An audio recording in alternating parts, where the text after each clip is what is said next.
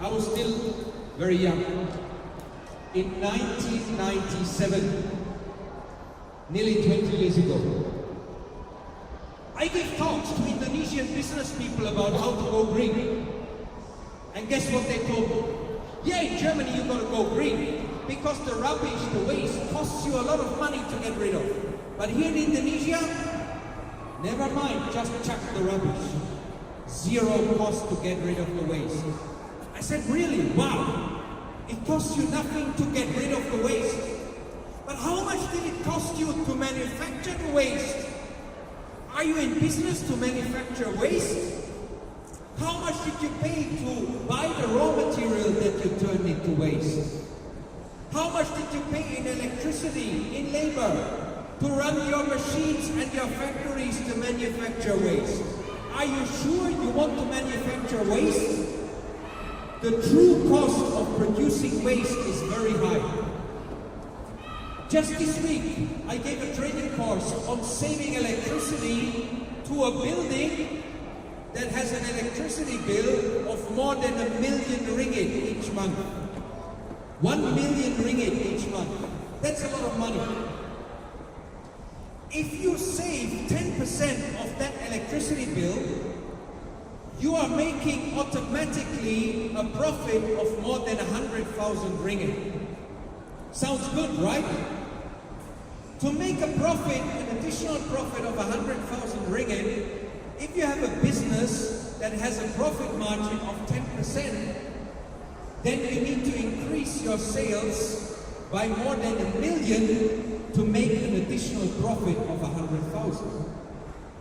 Isn't it easier to reduce your electricity bill by that amount and get immediately all the savings to increase your profit? Some of you were not here when I talked about electricity bill. I told the story about my landlady calling me up and saying, "Hey Matthias, is there something wrong with you?" This was when I lived in Mount Kiara condo. I was in there for 4 months. My landlady was confused. The Matsala British guy who used to live there before me, his bill per month was 450 to 550 ringgit a month. I came in, my landlady still got the electricity bill. First one 28, second one 32, 30. Hey, is there something wrong with you, Matthias? Are you never at home? Are you sleeping in the cave under the bed? Are you manipulating the TNB meter?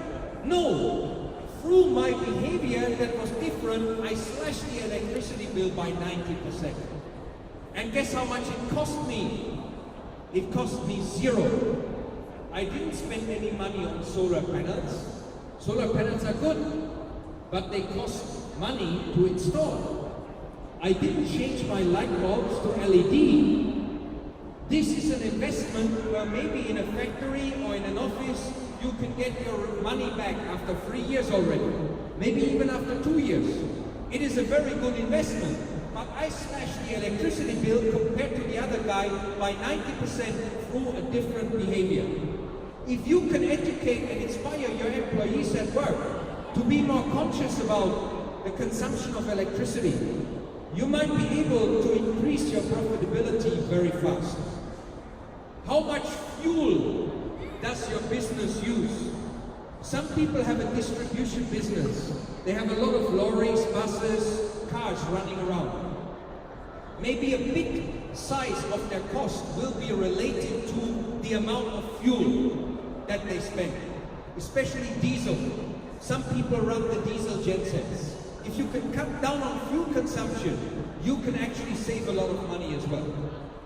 Another opportunity is, what about your products and services? Most people, when they think about greening their business, they think about CSR. Let's give something back to the society. CSR is good, corporate social responsibility. But the biggest environmental impact, either positive or negative, is through the products or the services that you sell.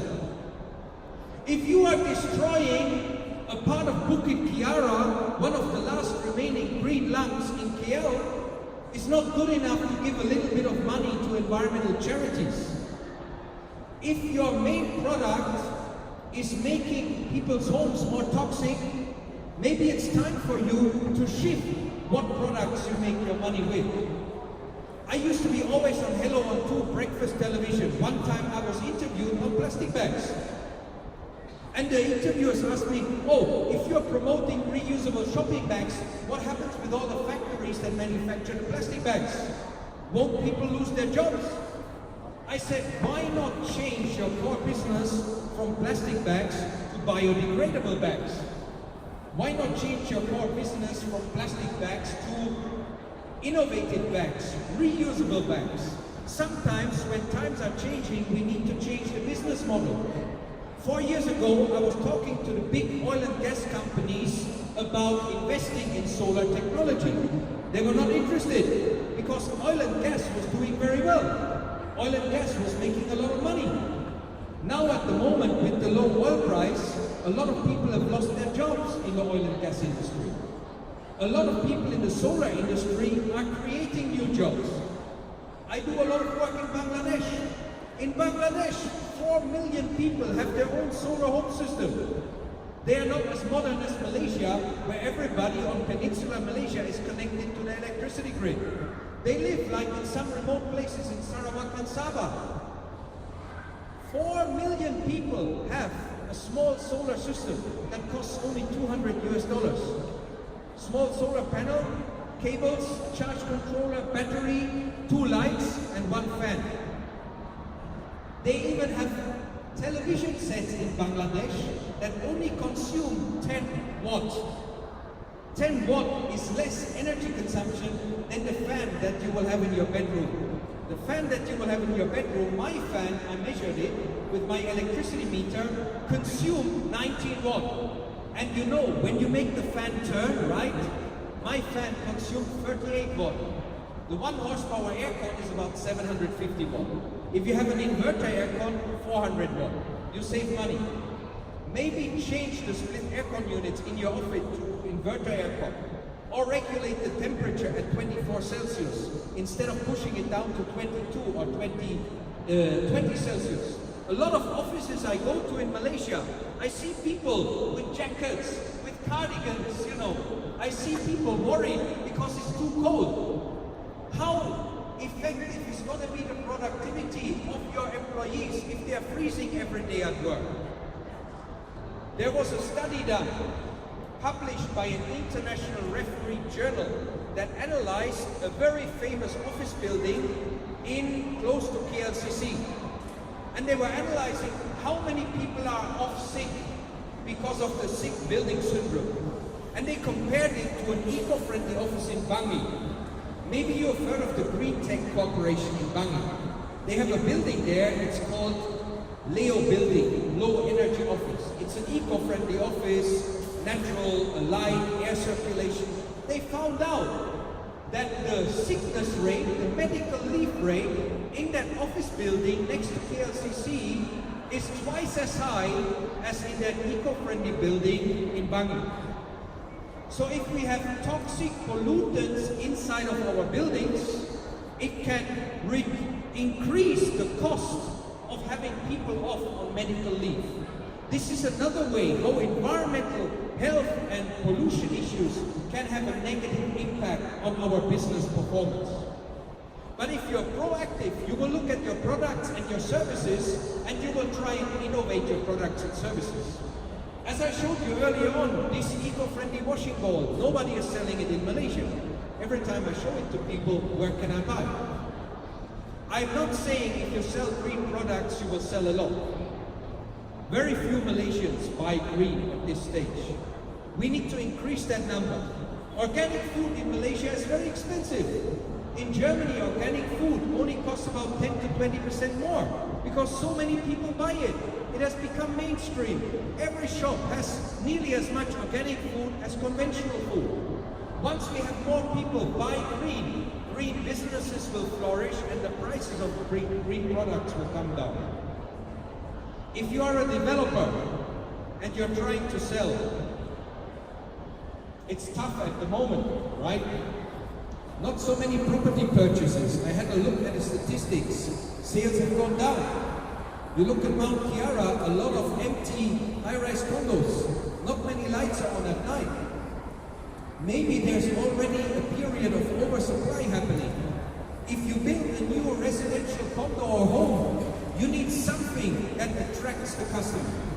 What I've told to some of the property guys in Malaysia is, if you would build a home where you can guarantee to your customers, you could live like in the old days, in the kampong house, no aircon required, and I can guarantee you that your children will not sleep in a toxically polluted bedroom.